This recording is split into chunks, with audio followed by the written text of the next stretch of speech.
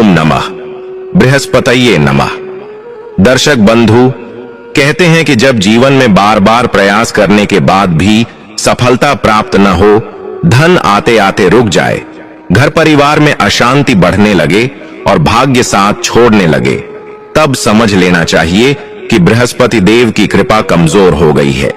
लेकिन हमारे शास्त्रों में एक ऐसा पावन व्रत बताया गया है जिसे सच्चे मन और पूर्ण श्रद्धा से करने पर स्वयं बृहस्पति देव प्रसन्न होकर मनुष्य के जीवन से दरिद्रता, कष्ट और दुर्भाग्य को दूर कर देते हैं।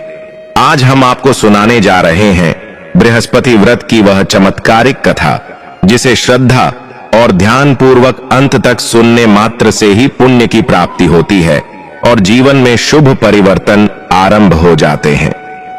तो आइए, मन को शांत कीजिए, श्रद्धा भाव से बैठिए और पूरी आस्था के साथ सुनिए बृहस्पति देव की यह पावन और अद्भुत व्रत कथा। प्राचीन समय की बात है। भारतवर्ष में एक बहुत ही सुंदर और समृद्ध नगर हुआ करता था। उस नगर का राजा था चंद्रविक्रम। राजा चंद्रविक्रम वैसे तो बहुत पराक्रमी था। उसकी तलवार की चमक से दुश्मन थर थर कांपते थे। उसके राज्य में धन धान्य की कोई कमी नहीं थी। राजा के महल में सोने चांदी के भंडार भरे हुए थे। प्रजा भी अपने राजा के राज में खुशहाल थी। लेकिन राजा चंद्रविक्रम के स्वभाव में एक बहुत बड़ी कमी थी। उसे अपनी शक्ति और अपने धन पर बहुत अभिमान था। सबसे बुरी बात यह थी कि वह ईश्वर में बिल्कुल भी विश्वास नहीं करता था। राजा का मानना था कि जो कुछ भी है वह बाहुबल और पुरुषार्थ से मिलता है। भगवान या भाग्य नाम की कोई चीज नहीं होती। वह धर्म, कर्म, पूजा पाठ और दान पुण्य को समय की बर्बादी मानता था।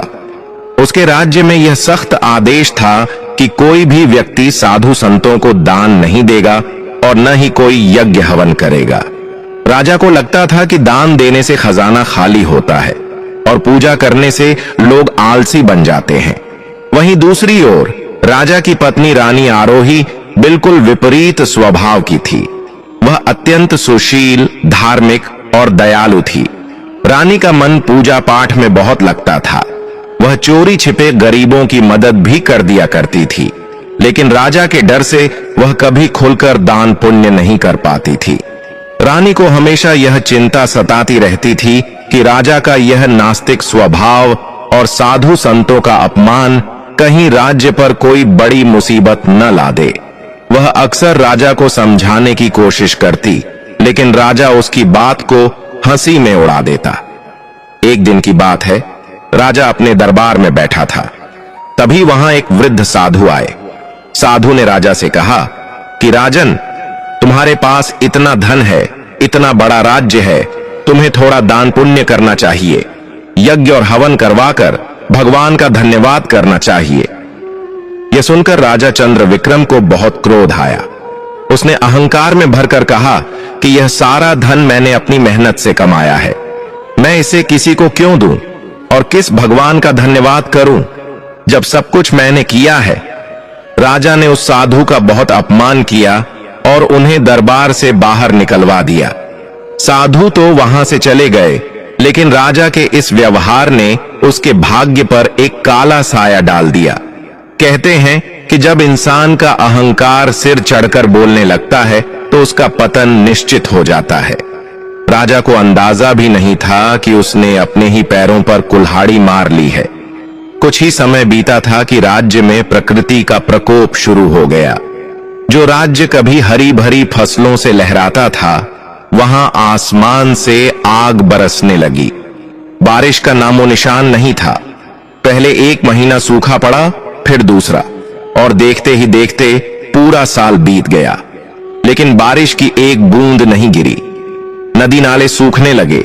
कुओं का जल स्तर इतना नीचे चला गया कि पानी निकालना मुश्किल हो गया। जो खेत सोना उगलते थे, अब वहां धूल उड़ रही थी। जमीन फट गई थी और उसमें दरारें पड़ गई थीं। राज्य में हाहाकार मच गया। जानवर चारे और पानी के बिना मरने लगे।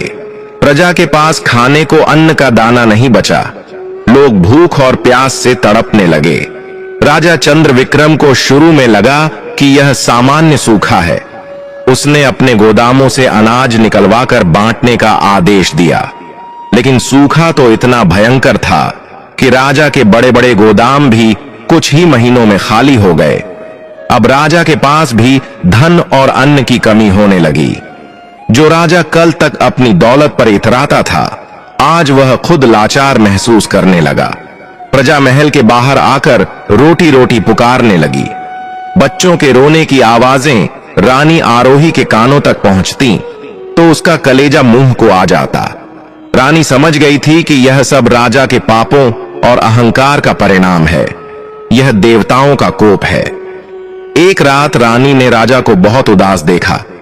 राजा चंद्रविक्रम अपने कक्ष में सिर पकड़कर बैठा था। उसका सारा गुरूर अब चिंता में बदल चुका था।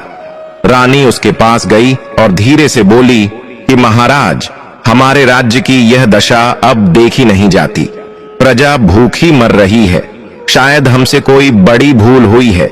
यह किसी दैवीय प्रकोप का ही नतीजा लगता है। राजा ने इस बार रानी की बात नहीं काटी। वह अंदर से टूट चुका था। उसने कहा कि आरोही, मुझे समझ नहीं आ रहा कि क्या करूं। मेरा खजाना खाली हो चुका है। सैनिक और मंत्री भी मेरा साथ छोड़कर जा रहे हैं। अगर ऐसा ही चलता रहा तो यह राज्य श्मशान बन जाएगा। रानी ने हिम्मत करके कहा कि महाराज, मुझे लगता है हमें भगवान की शरण में जाना चाहिए। मैंने सुना है कि जब सारे रास्ते बंद हो जाते हैं तो ईश्वर का द्वार ही खुला रहता है। हमें अपने पापों का प्रायश्चित करना चाहिए। राजा अब तक पूरी तरह तो नहीं बदला था, लेकिन मुसीबत ने उसे थोड़ा नरम कर दिया था। उसने रानी से पूछा कि तुम क्या कहना चाहती हो? हम क्या करें? तभी रानी को याद आया कि उसने अपनी दादी से बृहस्पति देव के व्रत के बारे में सुना था। उसने राजा से कहा कि महाराज, मैंने सुना है कि बृहस्पति देव सभी मनोकामनाएं पूर्ण करते हैं और बिगड़े हुए काम बना देते हैं। मैं मन्नत मांगती हूं कि यदि हमारे राज्य में फिर से खुशहाली आ जाए, अकाल खत्म हो जाए और सब कुछ पहले जैसा हो जाए, तो मैं पूरे विधि विधान से बृहस्पति देव का व्रत और पूजन करूंगी। राजा के पास अब कोई और विकल्प नहीं था। वह डूबते को तिनके के सहारे की तरह इस बात पर सहमत हो गया। उसने अनमने मन से ही सही, लेकिन कह दिया कि ठीक है, अगर तुम्हारी मन्नत से कुछ भला होता है तो मुझे कोई आपत्ति नहीं है। रानी ने उसी क्षण हाथ जोड़कर मन ही मन बृहस्पति देव का स्मरण किया। उसने सच्चे दिल से प्रार्थना की कि हे बृहस्पति देव, मेरे पति के अपराधों को क्षमा करें, हमारे राज्य को इस नरक से बाहर निकालें। यदि अकाल समाप्त हो गया और प्रजा के प्राण बच गए तो मैं नियम पूर्वक आपका व्रत और उद्यापन करूंगी। रानी की आंखों से आंसू बह रहे थे। उसकी पुकार में एक भक्त की सच्ची तड़प थी। कहते हैं कि जब कोई सच्चे दिल से पुकारता है तो भगवान को आना ही पड़ता है। रानी की मन्नत का असर कुछ ही दिनों में दिखने लगा। अचानक मौसम का मिजाज बदला। आसमान में जो सूरज आग उगल रहा था, उसे काले बादलों ने ढक लिया। ठंडी हवाएं चलने लगीं और फिर वह हुआ जिसका इंतजार सब लोग कई सालों से कर रहे थे। मूसलाधार बारिश शुरू हो गई। सूखी धरती की प्यास बुझने लगी। नदी तालाब फिर से लबालब भर गए। किसानों के चेहरों पर मुस्कान लौट आई। मुरझाए हुए पेड़ पौधे फिर से हरे होने लगे। कुछ ही महीनों में खेतों में फसल लहलहाने लगी। राज्य में फिर से धन धान्य आने लगा। व्यापार चल पड़ा और राजकोष में कर के रूप में धन आने लगा। राजा चंद्रविक्रम की खुशी का ठिकाना नहीं था। उसे लगा कि उसकी किस्मत और उसकी मेहनत फिर से रंग लाई है।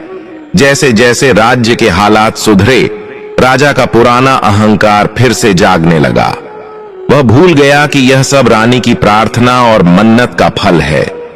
रानी आरोही ने जब देखा कि सब कुछ ठीक हो गया है, तो उसने राजा को अपनी मन्नत की याद दिलाई। उसने कहा कि महाराज, अब हमारे दिन फिर गए हैं। मुझे अपनी मन्नत पूरी करनी है। मुझे बृहस्पति देव का व्रत और पूजन करना है। आप इसके लिए राजपुरोहित को बुलवाएं और पूजन की सामग्री का प्रबंध करवाएं। लेकिन राजा चंद्रविक्रम, जो सुख आते ही फिर से नास्तिक हो गया था, उसने रानी की बात को हंसी में उड़ा दिया। उसने कहा कि अरे आरोही, तुम भी किन वहमों में पड़ी हो। यह बारिश, यह फसल, यह सब तो प्रकृति का नियम है। कभी सूखा पड़ता है, कभी बारिश होती है। इसमें किसी देवता का कोई हाथ नहीं है। यह सब मेरे अच्छे प्रबंधन का नतीजा है। तुम्हें किसी व्रत की जरूरत नहीं है। खामखा अपना शरीर क्यों सुखाओगी। रानी ने बहुत समझाया कि महाराज, यह वचन भंग करना ठीक नहीं है। ईश्वर से धोखा करना हमें भारी पड़ सकता है। लेकिन राजा ने उसकी एक न सुनी। उसने साफ मना कर दिया कि राजमहल में कोई पूजा पाठ नहीं होगा। रानी भी धीरे धीरे राजसी सुख सुविधाओं में रम गई। राजा के डर और आलस्य के कारण वह भी अपनी मन्नत भूल गई।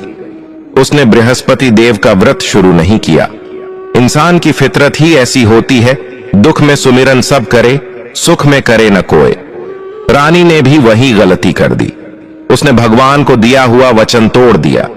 इस वचन भंग का परिणाम बहुत ही भयानक होने वाला था। बृहस्पति देव, जो देवताओं के गुरु हैं, वे इस अपमान और विश्वासघात से रुष्ट हो गए। अभी राज्य संभला ही था कि फिर से मुसीबतों का पहाड़ टूटने वाला था। और इस बार की मुसीबत पिछले बार से भी कहीं ज्यादा बड़ी और भयानक होने वाली थी। इस बार सिर्फ अकाल नहीं, बल्कि राजा का अस्तित्व ही मिटने वाला था। कुछ समय बाद पड़ोसी राज्य के राजा ने देखा कि चंद्र विक्रम अभी कमजोर है। उसने अचानक एक विशाल सेना के साथ आक्रमण कर दिया। राजा चंद्र विक्रम अभी पिछले नुकसान से पूरी तरह उभरा भी नहीं था। उसकी सेना तैयार नहीं थी। युद्ध बहुत भयंकर हुआ, लेकिन राजा चंद्र विक्रम की हार हुई। दुश्मन राजा ने चंद्र विक्रम का सब कुछ छीन लिया। उसका महल, उसका खजाना, उसके हाथी घोड़े, सब कुछ लूट लिया गया। राजा और रानी को जान बचाने के लिए महल के पीछे के गुप्त रास्ते से भागना पड़ा। कल तक जो राजा सोने के पलंग पर सोता था और रानी जो रेशमी वस्त्र पहनती थी, आज वे दोनों फटे हालों में जान बचाकर जंगल की ओर भाग रहे थे। उनका राज्य छिन चुका था। सर छिपाने को छत नहीं थी और खाने को दाना नहीं था। राजा और रानी अपनी एक छोटी सी बेटी के साथ भटकते भटकते अपने ही राज्य की सीमा से दूर एक दूसरे देश के गांव में पहुंचे। वहां वे अपनी पहचान छिपाकर रहने लगे। राजा को डर था कि अगर किसी ने उसे पहचान लिया तो दुश्मन उसे मार डालेंगे। वह गांव बहुत छोटा था। वहां के लोग बहुत साधारण थे। राजा ने गांव के किनारे एक छोटी सी टूटी फूटी झोपड़ी में शरण ली। जिस राजा के इशारे पर हजारों दास दासियां दौड़ते थे, आज उसे खुद जंगल से लकड़ियां बीन कर लानी पड़ रही थीं। रानी, जिसके कोमल हाथ कभी फूलों से ज्यादा भारी चीज नहीं उठाते थे, अब उसे गोबर लीपना पड़ता और चक्की पीसनी पड़ती। उनकी हालत बहुत दयनीय हो गई थी। राजा अब एक साधारण मजदूर की तरह दिखने लगा था। उसके कपड़े मैले कुचैले थे और चेहरे पर तेज की जगह धूल और मायूसी थी। रानी की आंखों में हमेशा आंसू रहते थे, लेकिन वह अपनी बेटी की खातिर सब कुछ सहन कर रही थी। उनकी बेटी, जो राजकुमारी थी, अब धूल मिट्टी में खेलने को मजबूर थी। दिन बीतते गए और उनकी गरीबी बढ़ती गई। कभी कभी तो ऐसा वक्त आता कि उन्हें भूखे पेट ही सोना पड़ता। राजा चंद्र विक्रम को अब अपनी बेबसी पर बहुत गुस्सा आता, लेकिन वह कर भी क्या सकता था। उसे अभी भी यह एहसास नहीं था कि यह सब उसके वचन भंग और अहंकार का नतीजा है। वह इसे केवल अपना दुर्भाग्य मान रहा था। उस छोटे से गांव के किनारे टूटी फूटी झोपड़ी में राजा चंद्र विक्रम, रानी आरोही और उनकी नन्ही सी बेटी के दिन बहुत ही कष्ट में बीत रहे थे। वह राजा, जिसके दरबार में कभी न्याय की घंटा बजती थी और जिसके खजाने के दरवाजे हमेशा खुले रहते थे, आज वह खुद एक एक दाने के लिए मोहताज हो गया था। समय का चक्र ऐसा घूमा था कि राजा को अब अपनी पहचान छिपानी पड़ रही थी।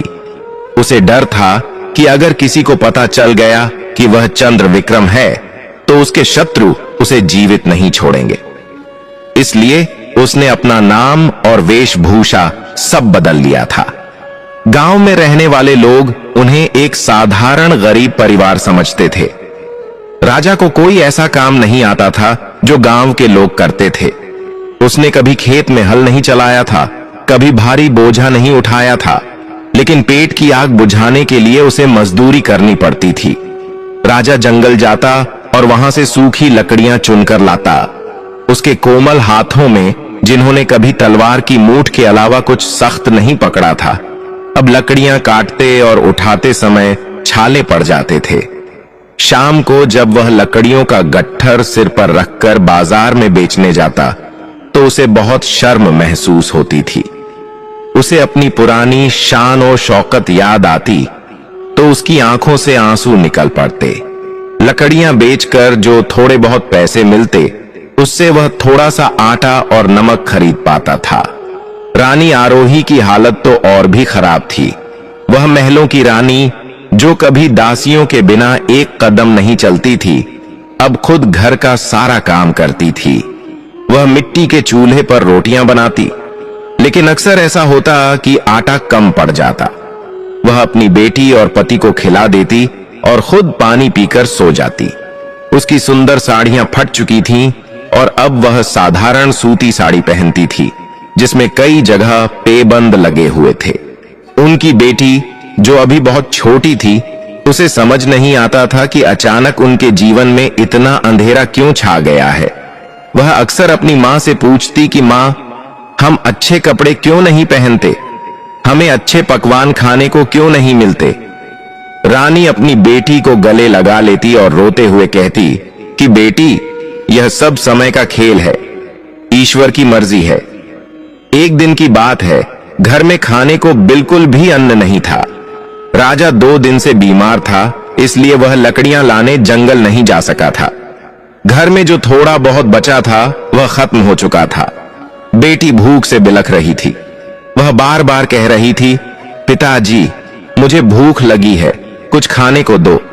राजा चंद्र विक्रम अपनी बेटी की यह हालत देख नहीं पा रहा था। उसका कलेजा फटा जा रहा था। एक पिता के लिए इससे बड़ा दुख और क्या हो सकता है कि उसकी संतान भूख से तड़प रही हो और वह कुछ न कर सके। राजा को अपनी लाचारी पर बहुत क्रोध आ रहा था। वह दीवार से सिर टिकाकर रोने लगा। उसने रानी आरोही से कहा, आरोही, अब मुझसे यह गरीबी और लाचारी देखी नहीं जाती। मैं एक क्षत्रिय हूं, एक राजा हूं। मैं इस तरह घुट घुट कर नहीं जी सकता। मुझे कुछ न कुछ तो करना ही होगा। यहाँ इस गांव में मजदूरी करके हम कब तक जिएंगे? इससे तो अच्छा है कि हम मर जाएं। रानी ने राजा के कंधे पर हाथ रखा और ढांढस बंधाते हुए बोली, स्वामी, आप हिम्मत न हारें। बुरा वक्त आया है तो टल भी जाएगा, बस आप धैर्य रखें। राजा ने कहा, धैर्य की भी एक सीमा होती है आरोही। मैंने सोचा है कि मैं अब व्यापार करूंगा। मुझे व्यापार की समझ है। मेरे पास जो थोड़ा बहुत अनुभव है, मैं उसका उपयोग करूंगा। मैं यहां खाली बैठकर अपनी पत्नी और बच्चे को मरते हुए नहीं देख सकता।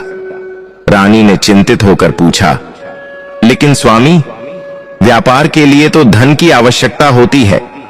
हमारे पास तो फूटी कौड़ी भी नहीं है। आप व्यापार कैसे करेंगे? राजा ने कहा, मैंने कुछ दिनों से लकड़ियां बेचकर जो थोड़े से सिक्के बचाए थे, उनसे मैं कुछ सामान खरीदूंगा। पास के नगर में कपड़े और अनाज का बड़ा बाजार है। मैं यहां से कुछ सस्ती चीजें लेकर वहां जाऊंगा और उन्हें बेचकर मुनाफा कमाऊंगा। धीरे धीरे हम फिर से धन कमा लेंगे। रानी का मन नहीं मान रहा था। वह राजा को अपनी आंखों से दूर नहीं जाने देना चाहती थी। उसे डर था कि अनजान परदेश में राजा के साथ कुछ अनहोनी न हो जाए, लेकिन घर की हालत और बेटी की भूख ने उसे चुप करा दिया। उसने भारी मन से राजा को जाने की अनुमति दे दी। अगली सुबह राजा चंद्र विक्रम ने अपनी छोटी सी पोटली में 2 रोटियां बांधी और निकल पड़ा। जाते समय उसने रानी और अपनी बेटी को गले लगाया। उसकी आंखों में एक उम्मीद थी कि शायद इस बार वह कुछ धन कमाकर लाएगा और अपने परिवार के दुख दूर कर सकेगा। राजा गांव से निकलकर नदी के किनारे पहुंचा। दूसरे नगर जाने के लिए उसे नदी पार करनी थी। नदी के किनारे एक नाव खड़ी थी। राजा ने नाविक को थोड़े से पैसे दिए और नाव में बैठ गया।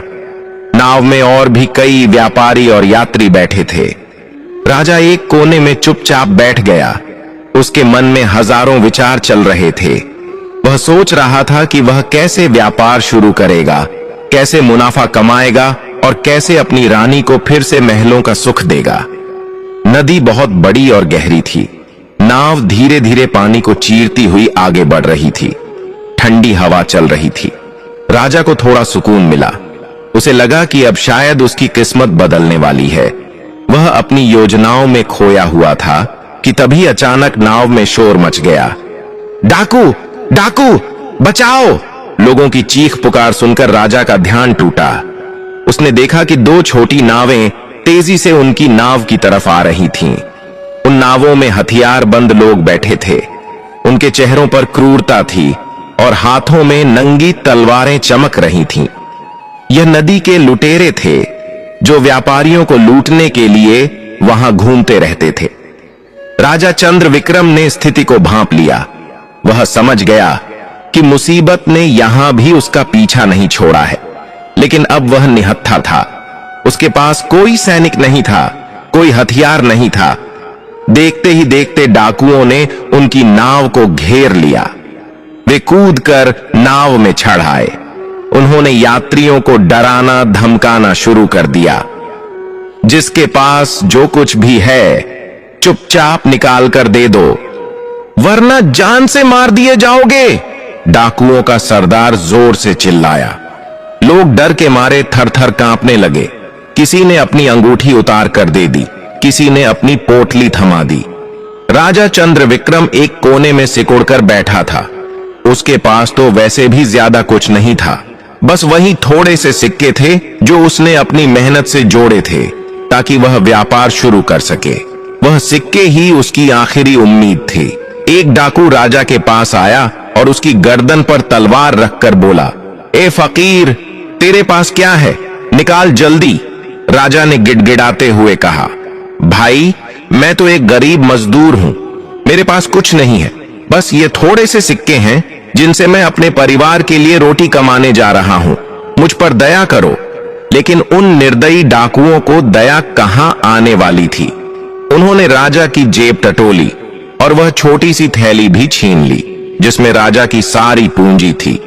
इतना ही नहीं, उन्होंने राजा के बदन पर जो एक ठीक ठाक कुर्ता था वह भी उतरवा लिया और उसे धक्का देकर नाव के एक कोने में पटक दिया। राजा की आंखों के सामने अंधेरा छा गया। उसकी आखिरी उम्मीद भी टूट गई थी। वह जिस भरोसे और हिम्मत के साथ घर से निकला था वह सब चकनाचूर हो गया था। डाकू सारा माल लूटकर वहां से चले गए। नाव में बैठे लोग रो रहे थे, लेकिन राजा तो जैसे पत्थर हो गया था।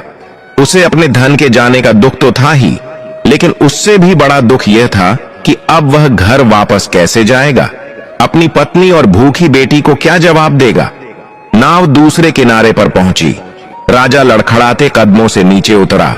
वह एक अनजान शहर में अनजान लोगों के बीच बिल्कुल अकेला और खाली हाथ खड़ा था।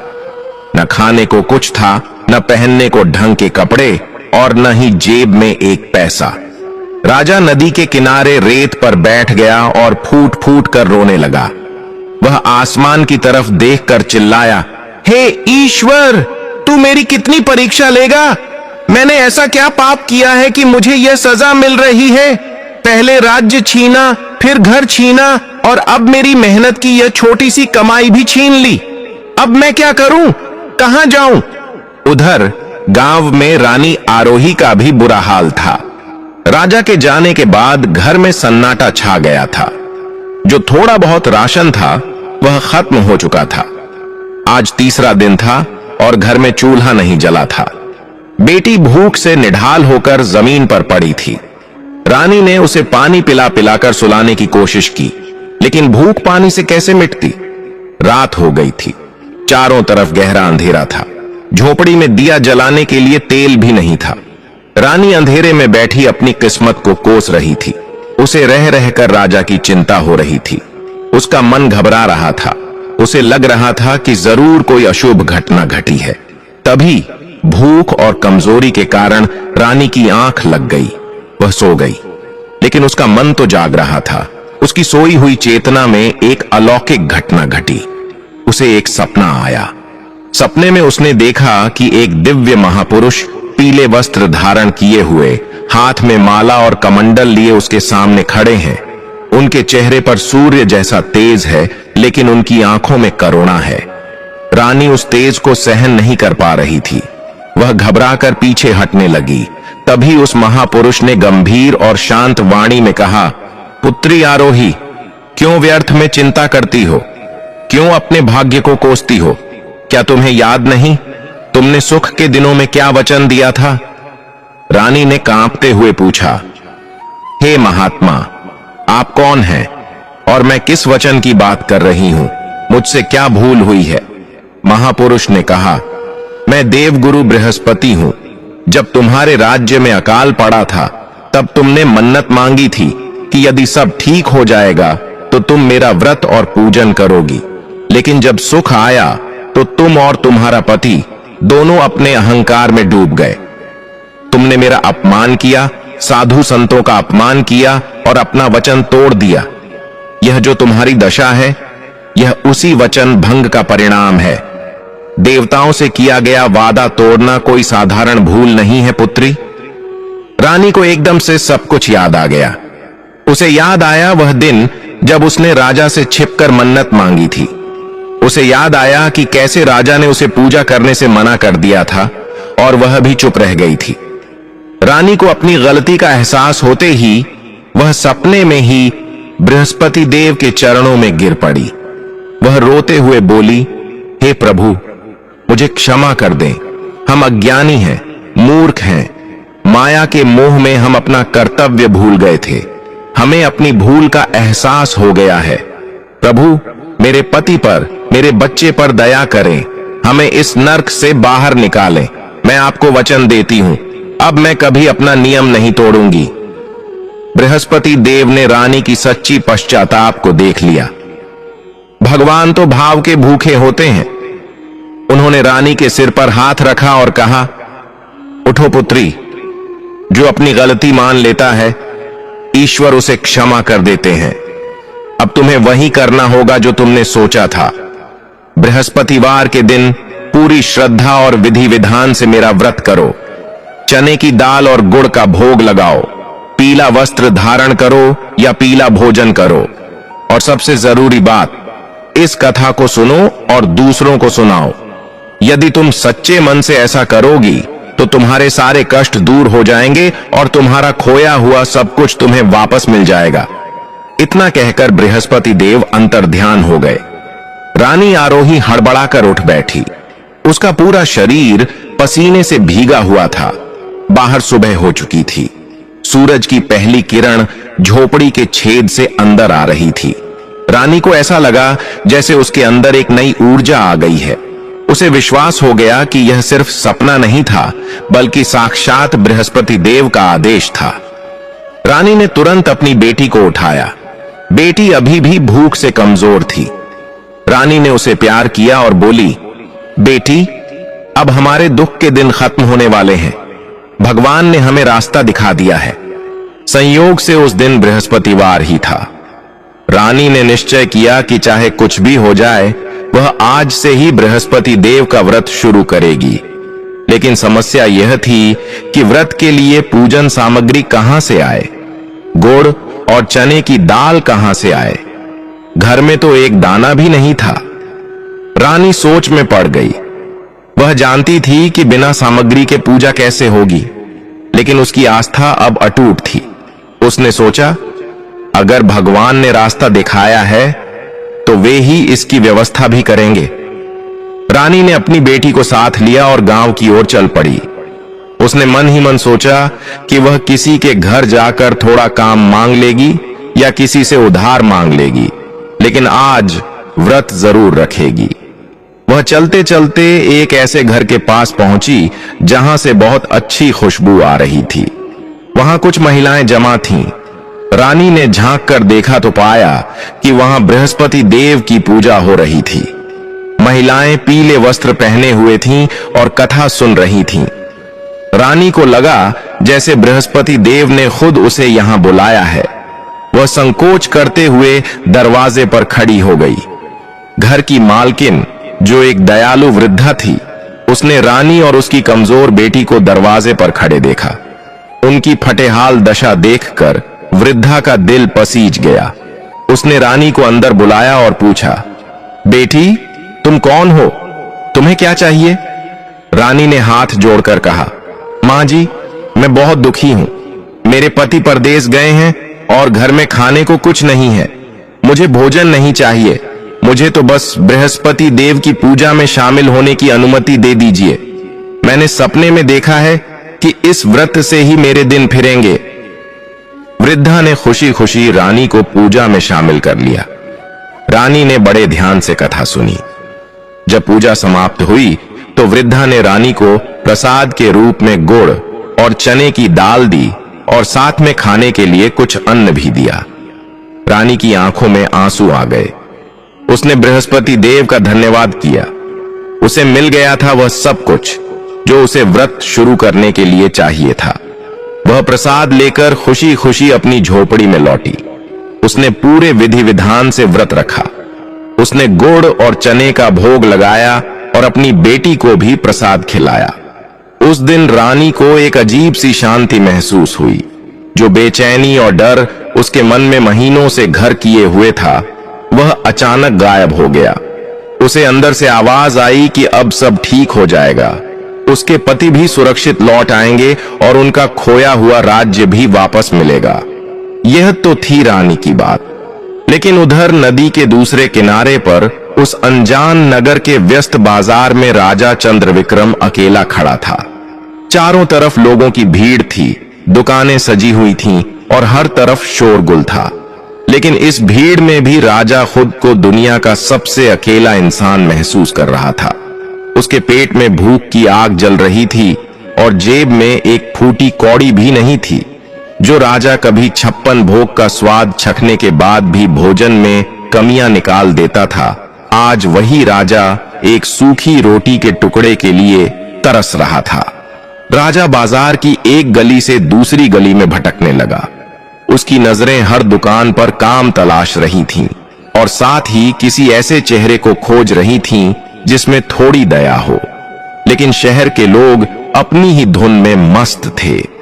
किसी ने उस फटेहाल मुसाफिर की ओर मुड़कर भी नहीं देखा। राजा की हिम्मत जवाब दे रही थी। पैरों में छाले पड़ गए थे और शरीर कमजोरी से कांप रहा था। वह एक हलवाई की दुकान के पास जाकर खड़ा हो गया। कढ़ाई में तलती हुई गरम जलेबियों और समोसों की खुशबू ने उसकी भूख को और भड़का दिया। वह ललचाई नजरों से उन पकवानों को देख रहा था, लेकिन उसके पास उन्हें खरीदने की औकात नहीं थी। दुकान का मालिक, एक मोटा सा हलवाई, ग्राहकों को संभालने में व्यस्त था। उसने जब राजा को दुकान के कोने में खड़ा देखा तो जोर से चिल्लाया, ए भिखारी, यहां भीड़ मत लगा, आगे बढ़, ग्राहकों को आने का रास्ता दे।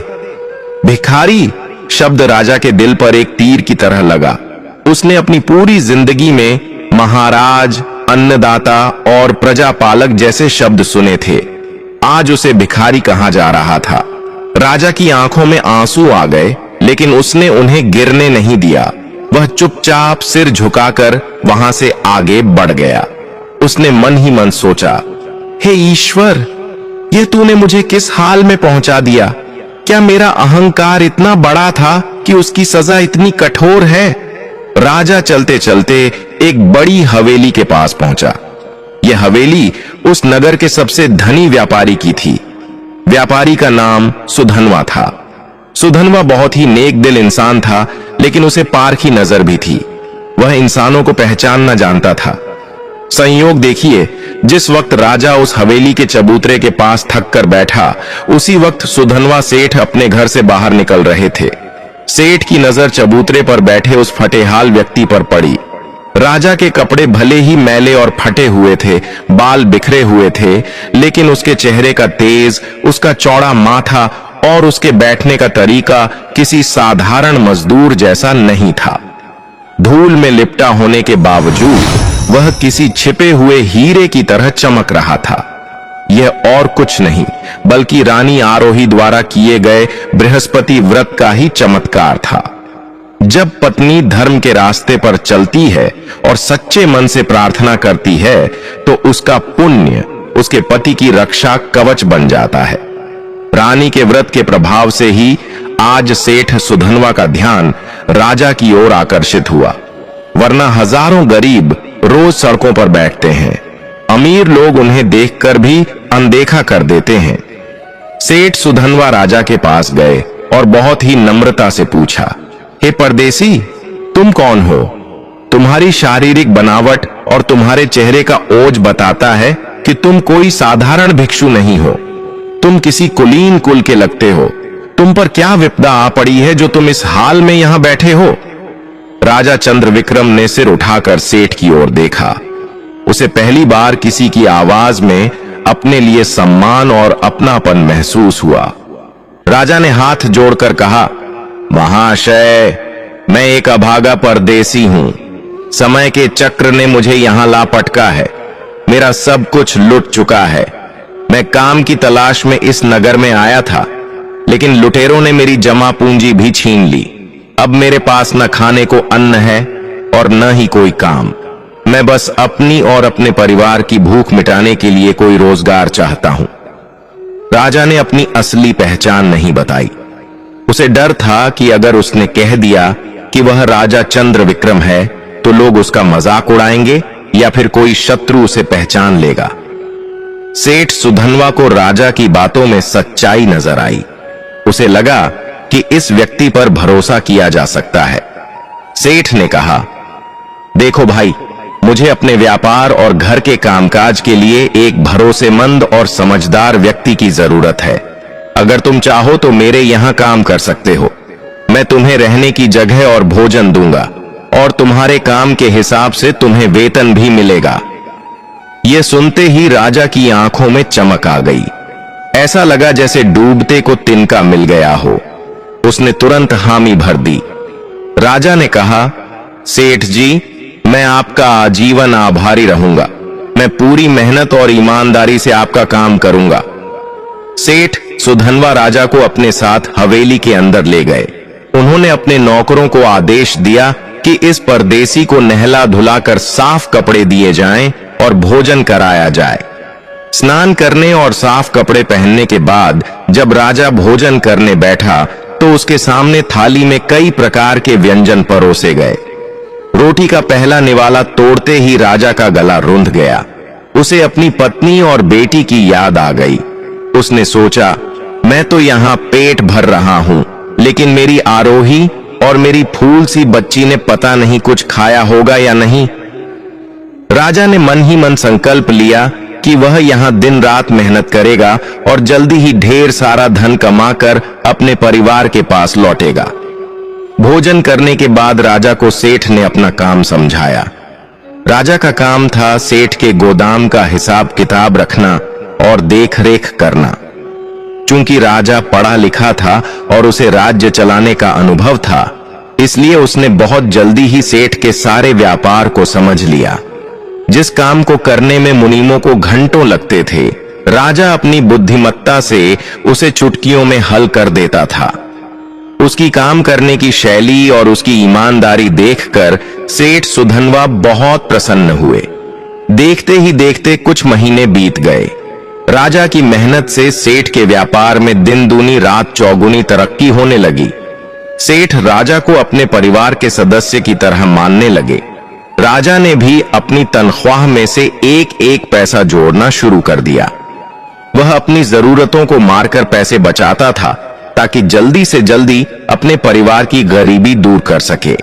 उधर गांव में रानी आरोही हर बृहस्पतिवार को नियम से बृहस्पति देव का व्रत करती थी। उसके पास अब खाने की कमी नहीं थी। राजा के जाने के बाद गांव के लोग जो पहले उनसे दूर रहते थे, अब किसी न किसी बहाने रानी की मदद कर देते थे। यह भी बृहस्पति देव की ही कृपा थी कि लोगों का मन बदल गया था। रानी हर गुरुवार को चने और गुड़ का भोग लगाती, कथा सुनती और सुहागिनों को प्रसाद बांटती। उसकी श्रद्धा ने उसके बुरे दिनों को काटना आसान कर दिया था। लेकिन कहते हैं ना कि देवता जब देते हैं तो छप्पर फाड़ कर देते हैं, और जब परीक्षा लेते हैं तो इंसान को पूरी तरह निचोड़ लेते हैं। राजा चंद्रविक्रम का जीवन पटरी पर लौट ही रहा था कि नियति ने एक और खेल रचा। अभी उसके पापों का पूरा प्रायश्चित नहीं हुआ था। अभी उसे और तपिश में जलना बाकी था। एक दिन सेठ सुधनवा ने राजा को बुलाया और कहा, देखो भाई, तुम्हारे आने से मेरे घर में बहुत बरकत हुई है। मैं तुमसे बहुत खुश हूं। कल मेरे घर में एक बहुत बड़ा उत्सव है। मेरी बेटी का विवाह तय हुआ है।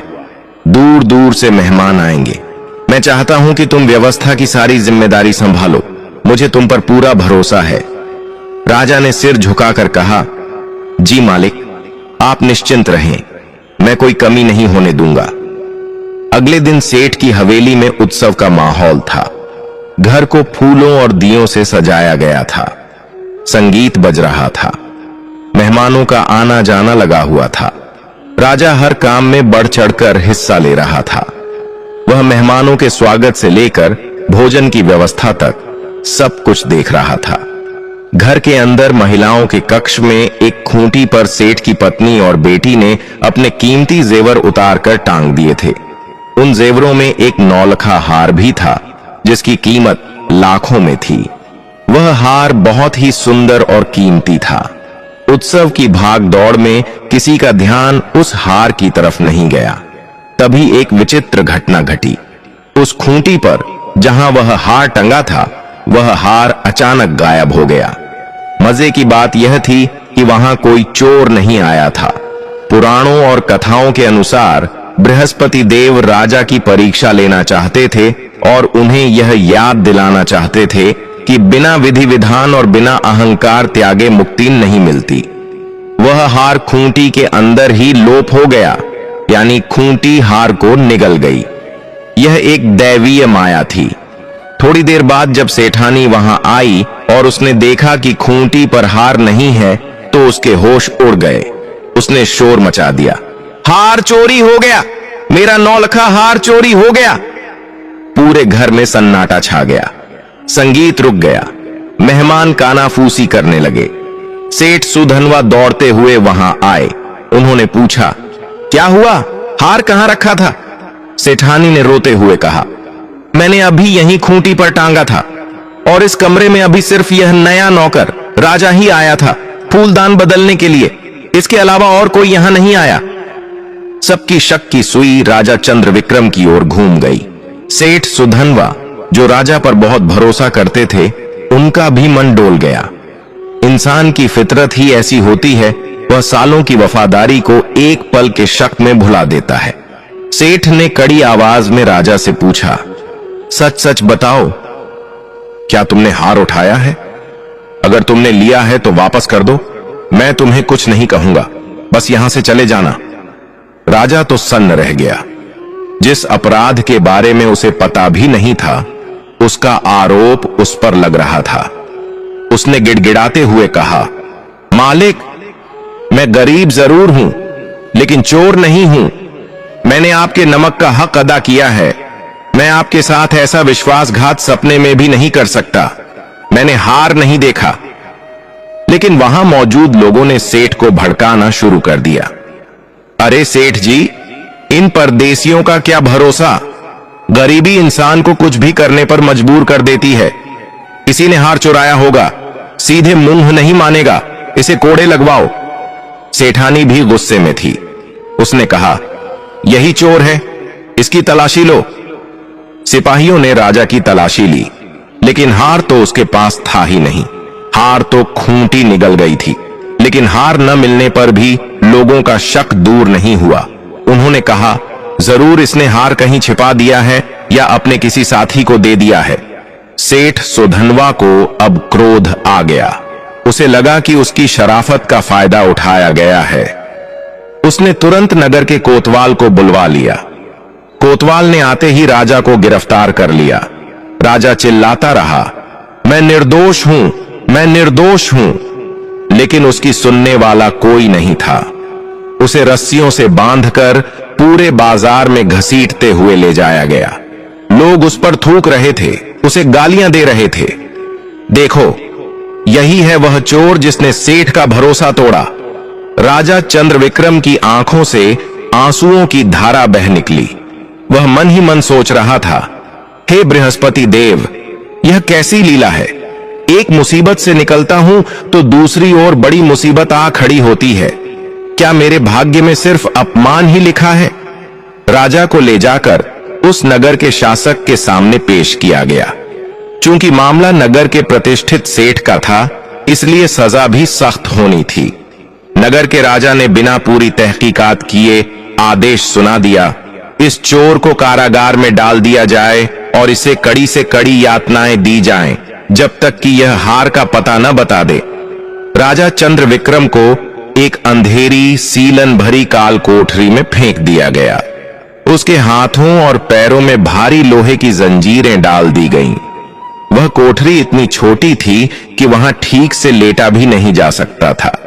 चारों तरफ बदबू और अंधेरा था। खाने के लिए उसे सूखी रोटियां फेंकी जाती थीं और पीने के लिए गंदा पानी। दिन बीतते गए, हफ्ते बीत गए। राजा जेल की सलाखों के पीछे सड़ रहा था। उसका शरीर कंकाल जैसा हो गया था। दाढ़ी बाल बढ़ गए थे। वह अब रोता भी नहीं था, बस शून्य में घूरता रहता था। उसे अब अपनी मौत का इंतजार था। उसे लगता था कि अब वह कभी अपनी पत्नी और बच्चे से नहीं मिल पाएगा। लेकिन वह यह नहीं जानता था कि यह सब उसके भले के लिए हो रहा था। सोना आग में तपकर ही कुंदन बनता है। राजा का अहंकार पूरी तरह मिटाने के लिए यह अंतिम प्रहार था। उधर रानी आरोही को जब कई महीनों तक राजा का कोई समाचार नहीं मिला तो वह बहुत चिंतित हुई। लेकिन उसने अपना व्रत नहीं छोड़ा। वह और भी शिद्दत से बृहस्पति देव की पूजा करने लगी। उसने प्रार्थना की, हे प्रभु, मेरे स्वामी जहां भी हों उनकी रक्षा करना। अगर वे किसी मुसीबत में हैं तो उन्हें राह दिखाना। रानी की प्रार्थना में बहुत शक्ति थी। एक दिन जेल में पड़े राजा चंद्रविक्रम को भी वही सपना आया जो रानी को आया था। रात का समय था। जेल में घुप अंधेरा था। राजा नींद और बेहोशी की हालत में था। तभी उसे एक दिव्य प्रकाश दिखाई दिया। उस प्रकाश के बीच से बृहस्पति देव प्रकट हुए। राजा उस दिव्य स्वरूप को देखकर भयभीत भी हुआ और विस्मित भी। वह लड़खड़ाते हुए खड़ा हुआ और उसने हाथ जोड़ लिए। बृहस्पति देव ने कहा, राजन, तुम अपने कर्मों का फल भोग रहे हो, लेकिन तुम्हारी पत्नी की भक्ति और तपस्या ने मुझे प्रसन्न किया है। अब तुम्हारे दुख के दिन समाप्त होने वाले हैं। कल बृहस्पतिवार है। तुम जेल में ही रहकर मेरा व्रत करो। तुम्हारे पास जो भी थोड़ा बहुत भोजन है उसी में से चने और गुड़ का मान करके, यानी मन में मानकर मेरा पूजन करो और कथा कहो। अगर तुम ऐसा करोगे तो तुम्हारी बेगुनाही साबित हो जाएगी और तुम इस कैद से मुक्त हो जाओगे। राजा की आंख खुल गई। उसका दिल जोर जोर से धड़क रहा था। उसे विश्वास नहीं हो रहा था कि साक्षात देवता उसके सपने में आए थे। उसने तुरंत जमीन पर सिर टेक कर प्रणाम किया। उसने तय किया कि वह वैसा ही करेगा जैसा भगवान ने कहा है। अगला दिन बृहस्पतिवार था। राजा को जेल के पहरेदार ने खाने के लिए मुट्ठी भर भीगे हुए चने और थोड़ा सा गुड़ दिया। शायद यह भी ईश्वर की ही लीला थी कि उस दिन उसे वही भोजन मिला जो व्रत के लिए चाहिए था। राजा ने उन चनों और गुड़ को नहीं खाया। उसने उन्हें साफ किया। पानी का एक लोटा उसके पास था। राजा ने जेल के एक कोने को साफ किया। वहां उसने चने और गुड़ का भोग लगाया। उसे कथा तो याद नहीं थी, लेकिन उसने अपनी ही कहानी और भगवान की महिमा को याद करते हुए मन ही मन प्रार्थना की। उसने कहा, हे बृहस्पति देव, मैं अज्ञानी हूं, मुझे पूजा की विधि नहीं आती, लेकिन मैं सच्चे मन से आपकी शरण में हूं, मेरी लाज रखना। राजा ने पूरा दिन निराहार रहकर व्रत किया।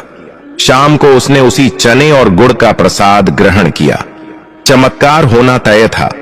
उसी रात नगर के राजा, जिसने चंद्र विक्रम को सजा दी थी, को एक सपना आया।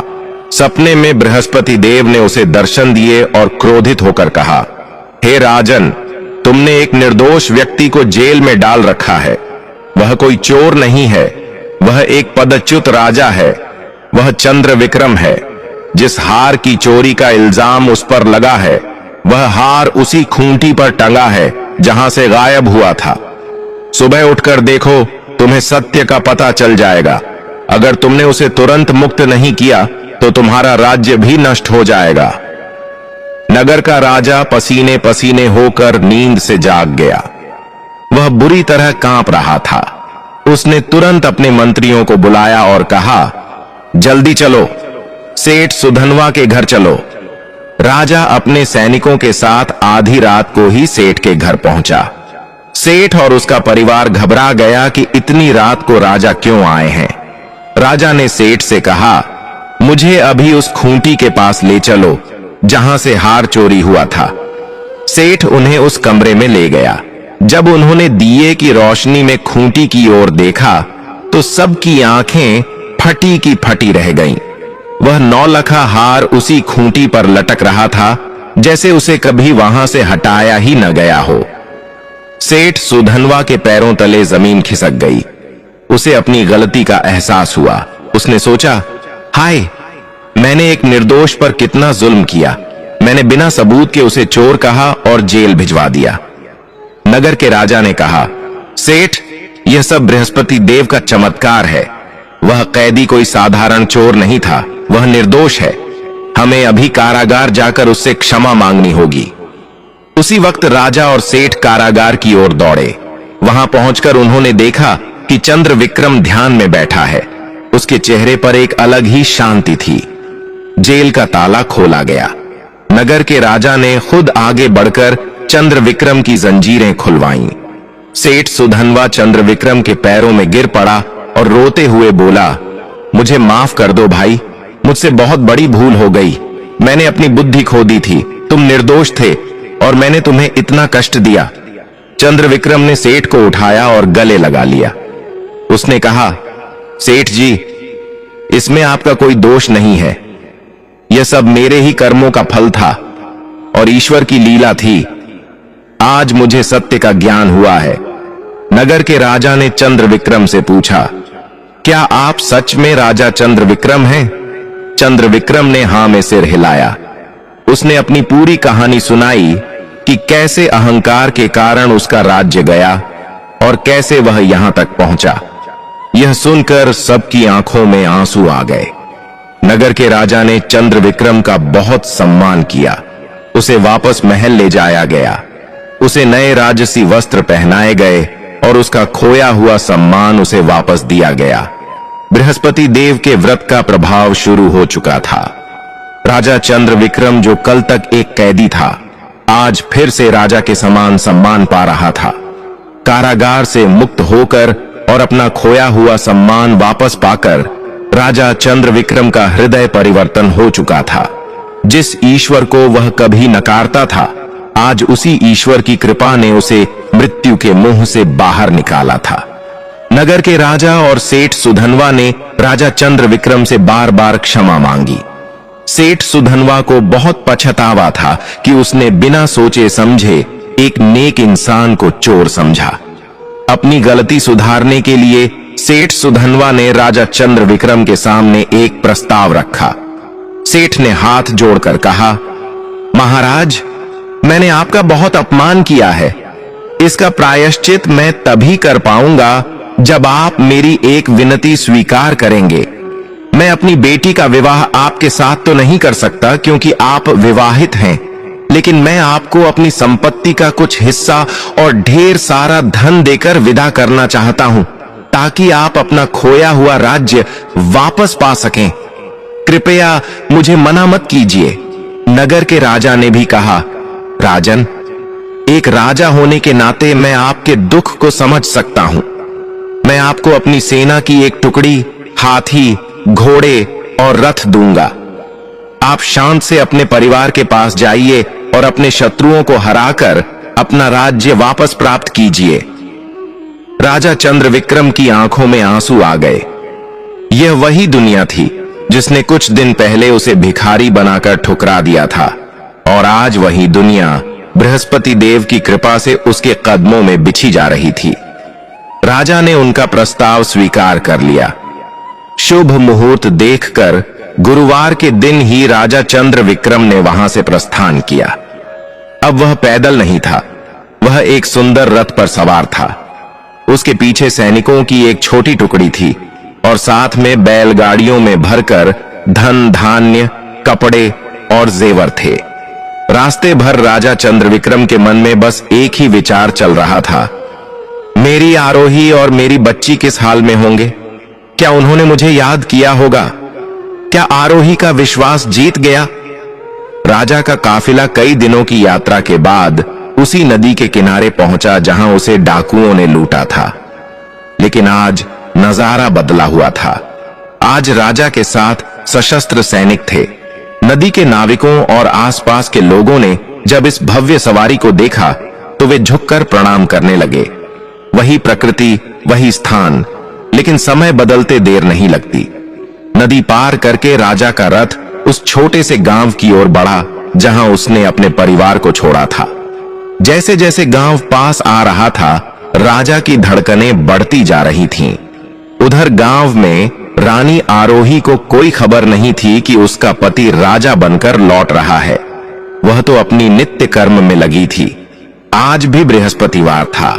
रानी अपनी टूटी हुई झोपड़ी के बाहर एक केले के पेड़ के पास बैठकर बृहस्पति देव की पूजा कर रही थी। उसकी बेटी पास ही बैठी थी, जो अब पहले से थोड़ा स्वस्थ लग रही थी, क्योंकि रानी की मेहनत और गांव वालों की मदद से उन्हें भरपेट भोजन मिलने लगा था। रानी हाथ जोड़कर प्रार्थना कर रही थी, हे बृहस्पति देव, मेरे स्वामी की रक्षा करना, उन्हें सही मार्ग दिखाना और हमें इस गरीबी के दलदल से बाहर निकालना। तभी गांव में शोर मच गया।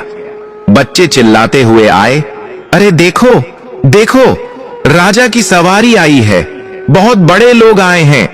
रानी ने ध्यान नहीं दिया। उसे लगा कोई बड़ा अधिकारी या राजा उधर से गुजर रहा होगा, लेकिन वह रथ सीधा रानी की झोपड़ी के सामने आकर रुका। घोड़ों की टाप और रथ के पहियों की आवाज सुनकर रानी का ध्यान टूटा। उसने मुड़कर देखा तो अपनी आंखों पर विश्वास नहीं कर पाई। रथ से कोई और नहीं बल्कि साक्षात उसके पति राजा चंद्रविक्रम उतर रहे थे। लेकिन वे अब उन फटे पुराने कपड़ों में नहीं थे। उन्होंने राजसी वस्त्र पहन रखे थे। सिर पर मुकुट था और चेहरे पर एक अलौकिक तेज था। रानी हड़बड़ाकर खड़ी हो गई। राजा दौड़कर रानी के पास आए। दोनों की आंखें आंसुओं से भर गईं। बिना कुछ कहे उन आंसुओं ने सारी कहानी कह दी। राजा ने अपनी बेटी को गोद में उठा लिया और उसे चूमने लगा। रानी ने कांपते हुए पूछा, स्वामी, ये सब कैसे हुआ? आप तो। राजा ने रानी के सिर पर हाथ रखा और कहा, आरोही, ये सब तुम्हारे विश्वास और तुम्हारे बृहस्पति देव की कृपा का फल है। मैं भटक गया था। मेरे अहंकार ने मेरी आंखों पर पट्टी बांध दी थी, लेकिन जेल की काल कोठरी में मुझे सत्य का ज्ञान हुआ। भगवान ने मुझे दर्शन दिए और मुझे बचाया। आज मैं जो कुछ भी हूं, सिर्फ और सिर्फ तुम्हारी भक्ति और इस पावन व्रत के कारण हूं।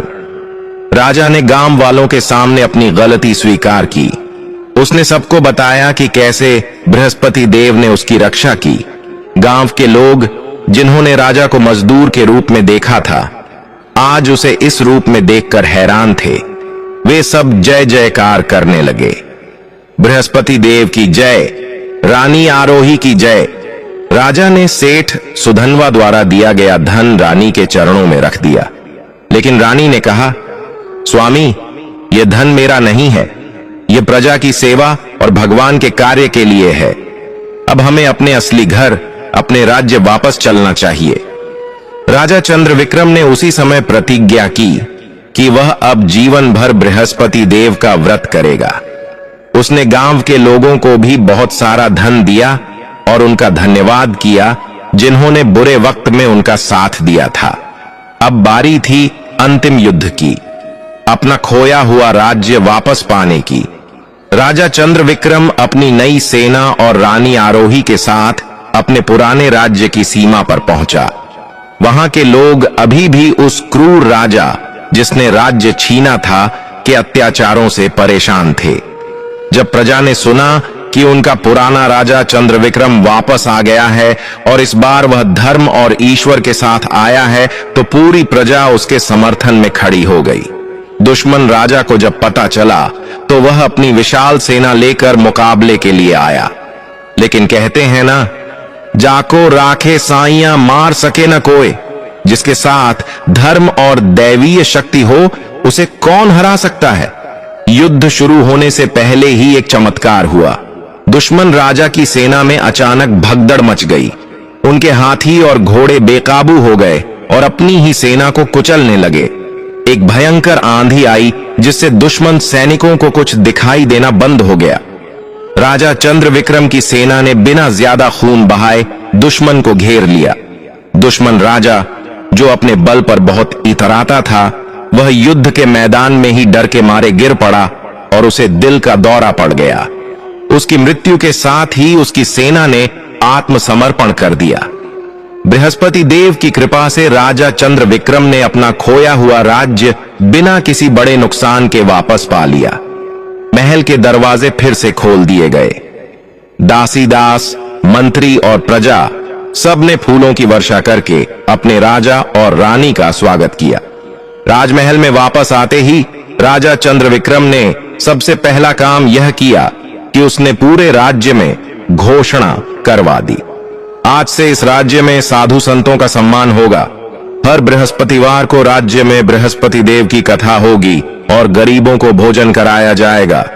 राजा ने एक भव्य यज्ञ का आयोजन किया। उसने और रानी आरोही ने मिलकर सोने के कलशों से और विधि विधान के साथ बृहस्पति देव का उद्यापन किया। हजारों ब्राह्मणों को भोजन कराया गया। गरीबों को इतना दान दिया गया कि राज्य में कोई भी भूखा नहीं रहा।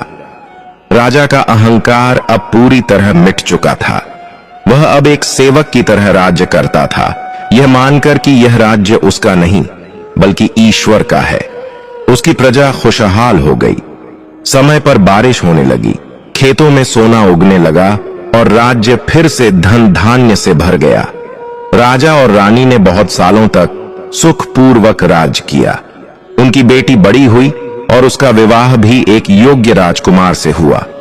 जीवन के अंत समय तक राजा चंद्रविक्रम और रानी आरोही बृहस्पति व्रत की महिमा का गुणगान करते रहे। तो भक्तों, कैसी लगी आपको बृहस्पति देव की यह चमत्कारी कथा? अगर आपके जीवन में भी कोई परेशानी है तो सच्चे मन से बृहस्पति देव को याद करें, सब ठीक हो जाएगा। मैं आशा करता हूं कि यह कहानी आपके जीवन में भी सुख और समृद्धि लेकर आएगी। अगर आपको यह कथा पसंद आई हो तो कमेंट बॉक्स में AUM ब्रिन बृहस्पतये नमः जरूर लिखें और वीडियो को लाइक करें। अपने दोस्तों और परिवार के साथ शेयर करें ताकि उन्हें भी इस पावन कथा का लाभ मिल सके। फिर मिलेंगे एक और नई और शिक्षाप्रद कहानी के साथ। तब तक के लिए अपना ख्याल रखें और भक्ति मार्ग पर चलते रहें।